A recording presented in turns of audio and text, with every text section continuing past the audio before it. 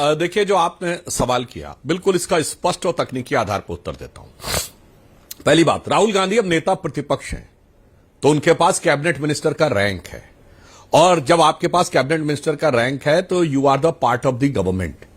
तो as per protocol आपको यह बता के जाना चाहिए। यदि आप निजी विजिट पर भी जा रहे हो तो नहीं बताना चाहते, कोई बात नहीं। अब आइए, उनके पास सिक्योरिटी है Z+ with ASL, advance security liaisoning. यह SPG के बाद जस्ट नीचे होती है और Z+ से एक स्टेप ऊपर है। और मैं दर्शकों के लिए बता दूं, हमारी पार्टी में प्रधानमंत्री जी तो प्रधानमंत्री हैं, इसलिए प्रधानमंत्री के नाते उनको SPG कवर मिलता है। Z+ विद ASL उसके अलावा सिर्फ 2 नेताओं के पास है, गृह मंत्री अमित शाह जी और रक्षा मंत्री राजनाथ सिंह जी। मगर कांग्रेस में प्रथम परिवार के 3 सदस्यों के पास Z+ विद ASL है।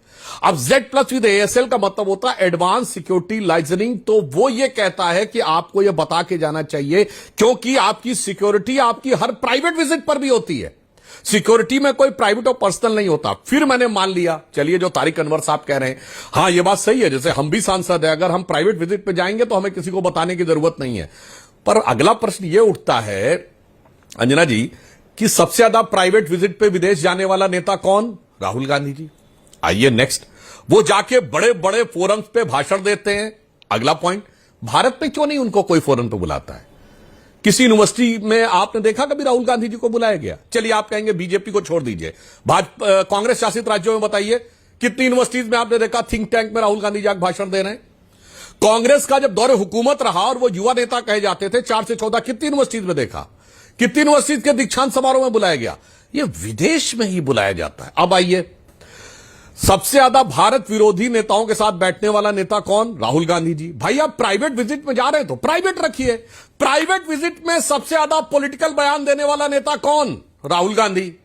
प्राइवेट विजिट में पॉलिटिकली भारत के विरोध करने वाले नेताओं से मिलने वाला कौन? राहुल गांधी। अब यह ऐलान उमर से मिलना अगर प्राइवेट है, अगर संदिग्ध भारत विरोधी शक्तियों से मिलना प्राइवेट विजिट है, तो मैं अंजना जी कहना चाहूंगा ये प्राइवेट, बहुत ये निजी, बहुत संदेहास्पद लगता है। या तो आप अगर प्राइवेट विजिट पे जा रहे हैं तो वहां पे सांसदों से क्यों मिल रहे हैं? क्योंकि आप सांसद हैं, आप नेता प्रतिपक्ष हैं। तो यह साफ हो जाता है कि प्राइवेट विजिट में जाइए। हां, जैसे उन्होंने कहा था, मैं अपनी नानी जी की सेवा करने के लिए गया था न्यू ईयर्स की ईव में Italy, that is a different thing, क्योंकि वो एकमात्र ऐसे नेता हैं जिनका ननिहाल विदेश में भी उपलब्ध है। तो इसलिए हम ये सिर्फ पूछना चाहते हैं, अगर वो प्राइवेट रखना चाहते हैं तो फिर वो टोटल प्राइवेट अफेयर होना चाहिए। उसमें पॉलिटिकल व्यक्ति से मुलाकात नहीं होनी चाहिए, पॉलिटिकल बयानबाजी नहीं होनी चाहिए। अगर हम आप में से कोई जाता है कहीं पर, अब जैसे मैं आपको बताऊं, मैं कई बार मंदिरों में गया, कभी बाहर निकल के कोई बयान नहीं दिया। मैंने कहा यहां पर हम कोई पॉलिटिकल कारण से नहीं आए, कोई बयान नहीं देंगे।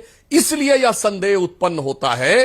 और मैं अंत में एक और बात कह दूं जी, जल्दी। भारत ही दुनिया का एकमात्र ऐसा देश है जहां के शीर्ष नेतृत्व के सबसे ज्यादा लिंक अगर कांग्रेस पार्टी के निकले हैं, संदिग्ध लिंक, तो हमेशा ये विदेशी कंपनियों के साथ क्या लिंक रहे। 84 में यूनियन कार्बाइड वाले एंडरसन के साथ नाता, तो ओटावियो क्वाट्रोची के साथ, बोफोर्स के साथ, फिर हॉविट्जर के साथ खड़े, अगस्ता वेस्टलैंड के साथ खड़े, BBC के साथ खड़े, हिंडनबर्ग के साथ खड़े, और जाने कौन कौन सी, और हर विदेशी कंपनी के बचाव में खड़े, और देश की कंपनी सरकारी हो या प्राइवेट उसके खिलाफ खड़े, LIC के खिलाफ खड़े, SBI के खिलाफ खड़े, HAL के खिलाफ खड़े, और चाहे प्राइवेट सेक्टर की कोई कंपनी हो सबके खिलाफ खड़े। तो ये सब मिलकर एक रहस्य का गहरा पर्दा बनाता है और जिसे हर भारतीय को जानने का हक है।